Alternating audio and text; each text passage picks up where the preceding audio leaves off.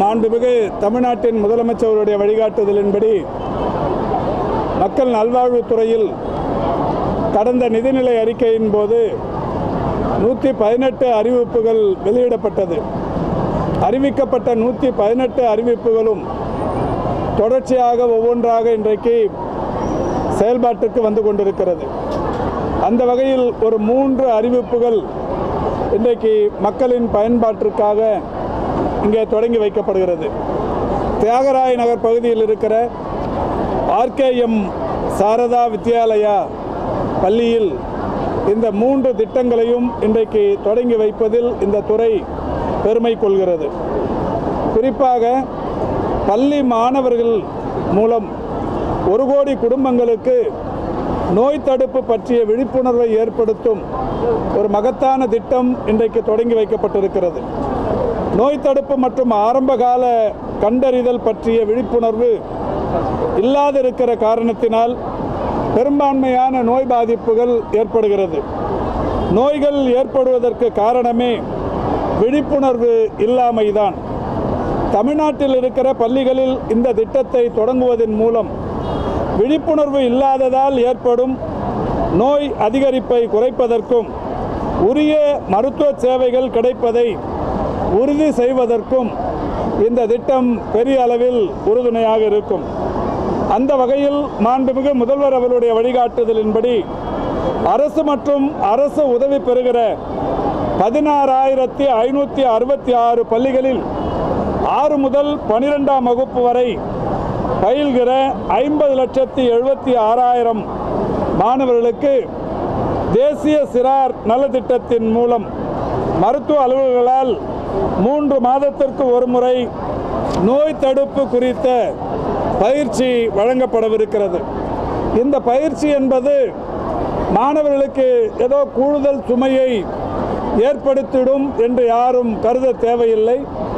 இந்த பயிற்சி என்பது மாணவர்கள் விரும்பும் வகையிலேயே குழு விவாதங்கள், கல்வி சார்ந்த காணொளிகள், வினாடி வினா போட்டிகள், அதேபோல் கைகளை சுத்தமாக கழுவிக்கொள்ளும் முறைகள், உணவு பாதுகாப்பு, தினசரி உடற்பயிற்சி, யோகா, சரியான நேரத்தில் மருத்துவ பரிசோதனை போன்றவைகள் செய்து கொள்வது பற்றிய செய்திகளையும் விழிப்புணர்வையும் மாணவர்களிடையே ஏற்படுத்தப்படும். பொது சுகாதாரத்துறையும் RBSK அமைப்பைச் சேர்ந்த அலுவலர்கள் மூலமும் இது நடத்தப்படவிருக்கிறது. இந்த 50,76,000 மாணவர்களுக்கு இந்த திட்டத்தை தொடங்குவதன் மூலம் 1 கோடி குடும்பங்களுக்கு நோய் தடுப்பு பற்றிய விழிப்புணர்வு ஏற்படுத்தப்படும் என்கின்ற நம்பிக்கை இருக்கிறது. நிச்சயம் இந்த 50,76,000 மாணவர்கள் தமிழ்நாட்டின் ஹெல்த் அம்பாசிடர்ஸ், சுகாதார தூதுவர்கள் என்கின்ற வகையில் இவர்களுக்கு வழங்கப்படுகிற இந்த அறிவுரைகள், போதனைகள், விழிப்புணர்வு இவற்றை இவர்கள் தங்கள் குடும்பத்தில் இருக்கிற உறவு முறைகளுக்கு கொண்டு போய் சேர்த்து மிகப்பெரிய அளவில் நோய் பற்றிய முன்னெச்சரிக்கை நடவடிக்கைகள், நோய் தடுப்புக்காக கையாளப்பட வேண்டிய விஷயங்கள், இப்படி பல விஷயங்களை தங்களுடைய குடும்பத்தினருக்கு எடுத்துச் சொல்லவிருக்கிறார்கள். இது பெரிய அளவில் பயன் தரும் என்கின்ற வகையில் இந்த பள்ளியில் தொடங்கப்பட்டிருக்கிறது.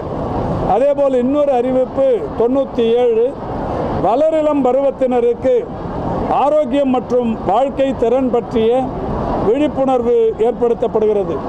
வளரிளம் பருவத்தினருக்கு ஆரோக்கியம் மற்றும் வாழ்க்கை திறன் பற்றிய விழிப்புணர்வு என்பது அவர்களிடையே முடிவெடுக்கும் திறன், சிக்கலை தீர்க்கும் திறன், பயனுள்ள சமூக ஊடகங்கள் பயன்பாடு, உணர்வுகளை கட்டுப்படுத்துதல், மன அழுத்த மேலாண்மை, ஆரோக்கியமான உறவுகளை உருவாக்கும் திறன் போன்ற பல்வேறு அவர்களுக்கு தேவையான அந்த செய்திகளை கொண்டு போய் சேர்ப்பதற்கு இந்த நிகழ்ச்சி, இந்த அறிவிப்பு பெரிய பயனுள்ள ஒன்றாக இருக்கும். எத்தகையதொரு சமூக வலைதளங்களின் மூலம் அவர்களுடைய பழக்க வழக்கங்கள் இருக்க வேண்டும். எந்த மாதிரியான சிக்கல் வந்தாலும் அதை தீர்த்து கொள்வதற்குரிய மனத்திடம் அவர்களிடத்தில் இருக்க வேண்டும். தேர்வுகளில் தவறுவது, தேறுவது இன்றைக்கு சாதாரணமான ஒன்று என்கின்ற ஒரு மனநிலை அவர்களுக்கு உருவாக வேண்டும். மன அழுத்தம் கூடாது போன்ற பல்வேறு விஷயங்கள் இங்கே சொல்லித்தரப்படவிருக்கிறது. மாண்புமிகு தமிழ்நாட்டின் முதலமைச்சர்களின் மூலம் ஏற்கனவே 104 என்கின்ற ஒரு எண்ணின் மூலம் ஒவ்வொரு முறையும் 10 மற்றும் 12ஆம் வகுப்பில் தேர்ச்சி பெற தவறுகிற மாணவர்களுக்கு மனநல ஆலோசனைகள் தொடர்ச்சியாக வழங்கப்பட்டு வருகிறது.